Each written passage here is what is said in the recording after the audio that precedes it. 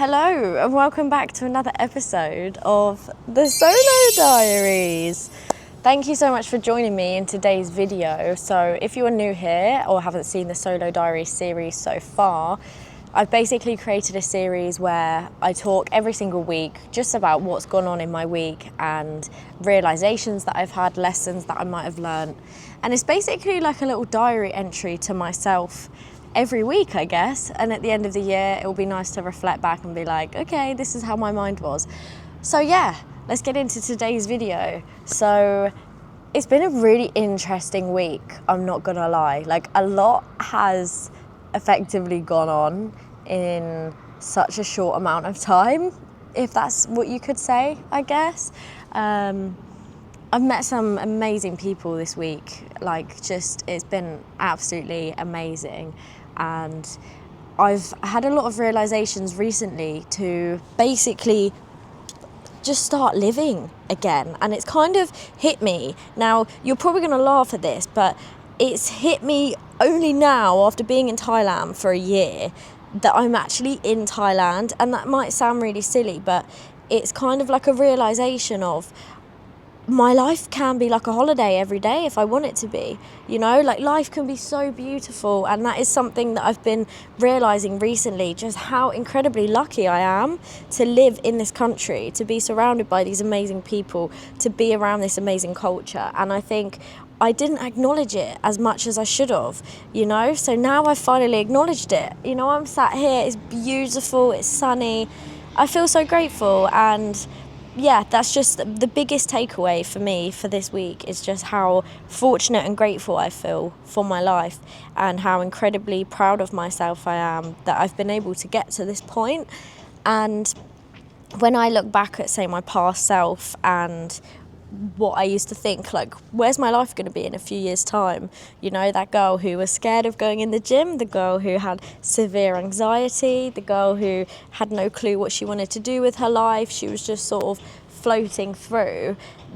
The fact that I'm sort of here where I am now is just an incredible achievement to me. And even how I carry myself, like, I feel like I carry myself very differently, and my mind has become so much more articulated in so many different avenues, which is something I didn't know was possible. And I have noticed that myself now, and my way of thinking and my way of processing things and the way I acknowledge things in my life, and just the mental growth, that whole side of things mentally has been incredible. And it's such a journey, and I'm like, wow, I'm 22. I'm going to be 23 next week. This is insane, you know? So, yeah, I guess not other than that, though, not much really has gone on this week. It's just been like a usual week. I've done my routine. I did actually film like a week in my life, though. So I film like every day the things that I've been up to, the things that I've been doing.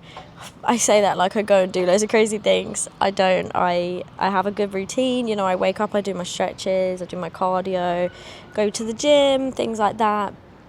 And yeah, that's why it's been a good week, though, because I've been in my routine. But then going back to what I said at the beginning of this video, the fact that I've realised I do need to start living a bit more. It's great to be disciplined, it's great to have a routine, but I'm like, I need to make the most of it here. So I've been trying out new coffee places, I've been trying out new food places, I haven't been so hard on myself.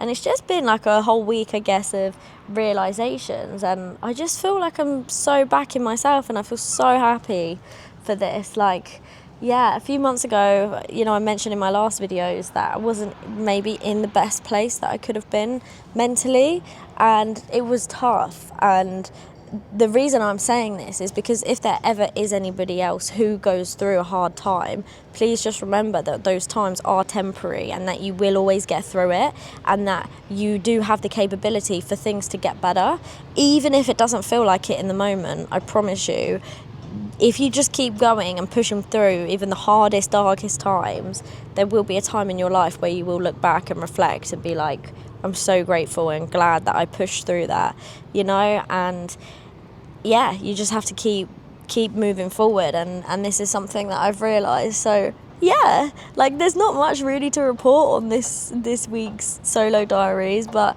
other than just gratitude and thankfulness, and I've got a lot of exciting things planned for next week. Like I said, I've met some really cool people, so I had a really good weekend, which was really nice. I feel super fortunate for that.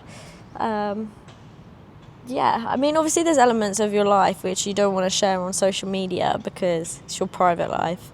And I do think to myself sometimes, though, like, it's crazy when you do work online or on social media and you do put yourself out there a lot. This is something I think about often, is, you know, like the whole world, there's a potential the whole world can see your life, and it's like, where do you draw the line? So I think you do have to be quite careful in a way of knowing what you do share and what you want to keep private, because of course there's going to be a whole life that you want to keep private because it's your life. And I do think sometimes, like, wow, I can't believe I chose this path, you know, when there's half of me inside that's like, I want to disappear off of the socials and live on a farm and grow my own fruit and vegetables. I'll do that one day. I'm like, let me cook first. But yeah, we'll get there. But yeah, I guess it's just been a little chill week again, and just incredibly grateful. I know I keep saying it, but I'm just like, wow, man, this life is so beautiful. Like, be grateful for every single small thing. I'm just sat here, just in awe, like, insane, absolutely insane. I have also made the decision recently to sell my car. I haven't actually put it up for sale yet, but it's something I was pondering on, right? And this might sound really weird, but so my car is like my baby, right? I love my car so much. Oh look, there's another plane. I don't know if you're still going to be able to hear me. Maybe I should just wait for the plane, because you know these videos are unedited. It's so loud. It's crazy. You'll probably see it go past here in a sec. Also, I thrifted this little jacket. This cost me legit 40p, but I love it. What was I saying? Yeah, my car. So anyway, little backstory about my car is I got it, I don't know, like, what year was it? Was it 22? 4 years ago this year. That's crazy. I think it was 2022 I got my car, and it was a really big thing for me because I'd always wanted a BMW, and you know, it was something at the time which was really out of my comfort zone, like financially and stuff as well.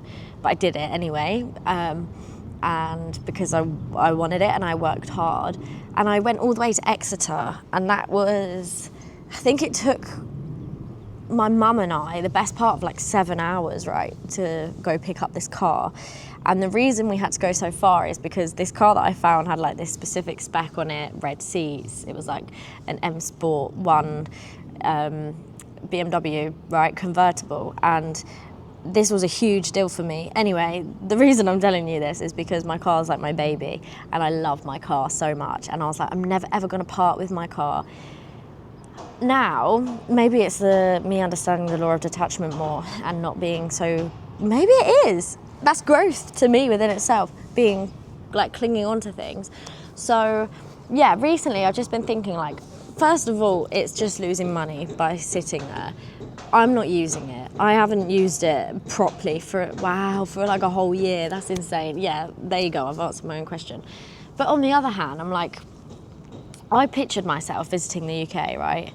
And if you don't know, I have a 5-year Thailand visa now, which started in September. And when I visited the UK in September, as much as I wanted to see my friends and family, that was my main priority, to see everybody catch up. I didn't like the vibe of the UK, and it sounds so silly, but something as small as like being able to wake up and order my coffee, or like wake up and be on my own in my own space, like do what I want when I want.